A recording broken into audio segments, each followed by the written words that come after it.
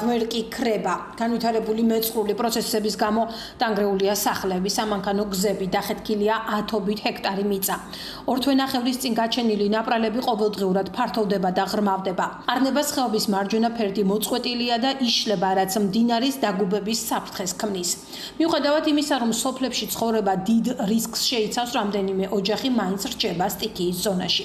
მოსახლეობის ნაწილი მერიამ ქედით გაიყვანა. სტიქიის ზონიდან ფოტოები გამოაქვეყნა მთის ამბებმა, რომელშიც ნათლად ჩანს თუ რა მძიმე მდგომარეობაა სოფლებში და რა პირობებში რჩებიან ადგილობრივები. ხარაგაულიდან პერიოდულად ფოტო-ვიდეო მასალას აქვეყნებს ადგილობრივი მარადი გელაშვილი, რომელიც 10 აგვისტოს სოციალურ ქსელში წერდა, რომ სოფლები მათ თვალწინ ინგრევა და არაფრის გაკეთება შეუძლიათ. ორ თვეზე მეტია ყოველდღე ინგრევა ორი სოფელი, ინგრევა სახლებიც.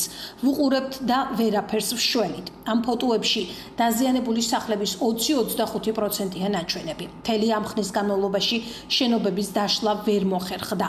გზები ისეთ მდგომარეობაშია, აღარც მიისვლება სახლებამდე. მოსახლეობის ნაწილი ნათესავებთან ან მეზობლებთან რჩება, ნაწილი კი ქირითაა გასული. არიან ისეთებით, ვისაც სხვა დასარჩენიც ჰქონდა.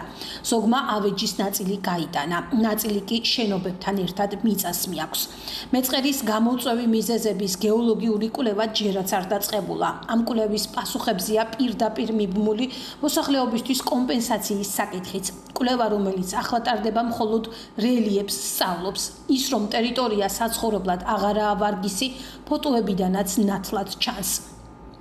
სამწუხაროდ ეს ყველაფერი არ არის. დამეწყრილი ტერიტორია სამ ადგილას უკვე ჩაიშალა მდინარე ყარნების კალაპოტში. მიწას თან მიაქვს სახლები, მოგლიჯილი ხეები და ქვები. ინტენსიური წვიმების ან მცირე მიწისძვრის შემთხვევაშიც კი რთულია პროგნოზირება რა მოხდება. თუ მიწის მასა ერთიანად ჩავა მდინარეში, ხეობა იმდენად მიუვალია, გამორიცხულია ადეკვატურ დროში მოხერხდეს მისი გაწმენდა. მდინარე ყარნება სოფელ ლალეში უერთდება მდინარე ჩხერიმელას და შეერთებამდე გადის რკინიგზის ხიდის ქვეშ.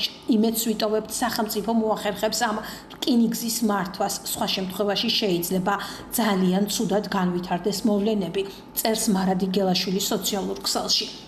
გარემოს ეროვნულ სააგენტოს ჯერჯერობით არც ერთი განცხადება არ აქვს გამოქვეყნებული, რამ გამოიწვია ხემაღალსა და ღვერგში ეს პროცესები და რა განვითარებაა მოსალოდნელი. ხარაგაულში მეწყრული პროცესების დაწყებიდან ორ თვეზე მეტი გავიდა.